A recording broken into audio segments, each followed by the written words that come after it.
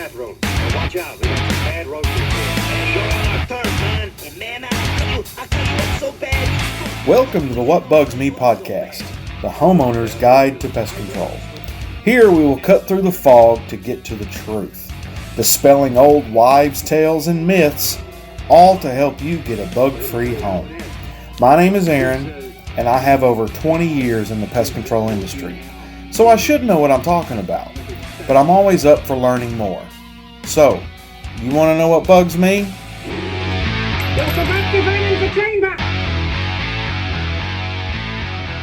There are 3,000 spider species in the U.S., but only 2 of any real concern. The black widow, which is everywhere, but they usually don't come in, and the brown recluse. It's called recluse for a reason, not very common. On top of that, spiders get blamed for bites way more than they do in reality bite people. In fact, the brown recluse gets blamed by doctors all the time when in reality they're misdiagnosing MRSA. Spiders are not insects, they're arachnids with 2 body parts, a cephalothorax, a head, and an abdomen. 6 to 8 eyes, no antenna. The most obvious ID is 8 legs, but not all 8-leg bugs are spiders. There's Apollonius, granddaddy longlegs, and the tick, among others. 8 legs, but not spiders. They eat bugs and leave egg sacs around like little time bombs waiting to go off to scare you. Spiders are nocturnal and predators. That will be more important as we talk about how to keep them away. To eat, they inject fluid into their victims, liquefying their insides. Then they suck them dry. So if you see a pile of empty bug shells, look up a little bit and you probably find a web and a fat spider. So what do we do to keep them away? Let's start with the house itself. Make sure it's sealed. If your house is holier than Swiss cheese, then they're going to come visit you. Make sure your doors and windows seal shut and you can't see light coming in around the doors.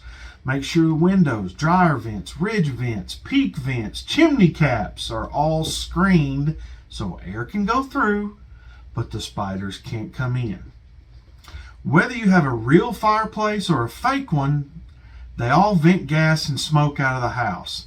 Even if you have a ventless fireplace, you still have gas lines running through the walls. Seal it up.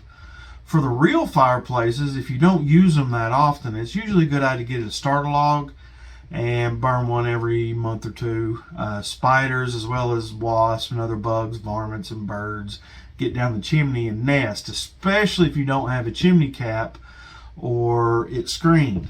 This gets some heat and smoke flowing to flush out some of the less desirable things. Because closing an iron flue on iron or even on brick isn't really sealing anything. For the fake fireplaces with vents, just make sure those vents are screened. And when I say screened, I mean a tight screen, like screen door screen, because bugs can be pretty small. Walk right through them. Spiders are nocturnal and hunters. Your security lights on the outside attract flying bugs at night, like moths, gnats, mosquitoes, flies, etc. Well, where do you think the spider is going to make that web? The whole purpose of the web is to catch the food, and if you attract all the food to one area, then that's where the feast is for the spider.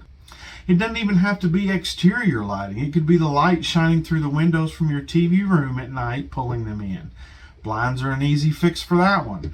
As for exterior lights, you can go to a lower wattage, colored bulbs like yellow, or even better, moving that light location off of the structure, like out in the yard. This will attract the flying insects and then the spiders to those lights away from the house. To remove the webs, you can get a Webster. Looks like kind of like a koosh ball on a stick. You can use that to remove them, or even better, you can just vacuum them up. And oftentimes when we go to a house for the first time, the webs haven't been removed since construction. Only a small portion of those webs are actually being used. So just because your house looks like a haunted attraction doesn't necessarily mean the spider apocalypse is upon us. Remove them and check it in a week. Chances are it won't be anywhere near as bad because most of those spiders abandon the webs and then they'll go build another one somewhere else. Over time, you can see how they can accumulate and get dirty and make it look like a haunted house. Now, if it's all back in a week, you need help. Call us today. If you're on the water, good luck. You're going to get some spiders. Suck it up. That's part of living on a lake. One factor in that location is wind. Oftentimes, the wind flows off the water, which attracts the bugs, and up to the house, bringing the bugs with it, especially if you have it lit up like a Christmas tree. I have had customers put lattice or some other decorative thing up in the yard between the house and the lake to break up the wind, and that's helped. But to make it worse, many lake houses use rustic building materials, making it easier for spiders to attach webs to, also making it harder to remove, and providing more cracks than normal for them to hide in. Beauty really is pain. To add insult to injury, if you're too close to the water, then there are certain things that we would normally do to control your insects that are legally not an option anymore. And that's to keep you and the fish safe. So I guess if you're an arachnophobic, don't buy a wood siding house on the water unless you want some immersion therapy. Landscaping plays a huge role in this puzzle too.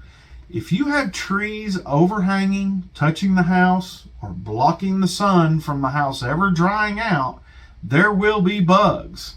And when there are bugs, there will be spider webs to catch them and spiders to eat them. If the side of your house has never seen the light of day because your bushes are so thick they would dominate a Red Rover tournament, you will have bugs. A house needs to breathe, get wet, and dry out. When you don't let it do that, you could have more problems than just spiders. Trees overhanging the house can rip off shingles, tear gutters off, and deposit leaves to clog the gutters.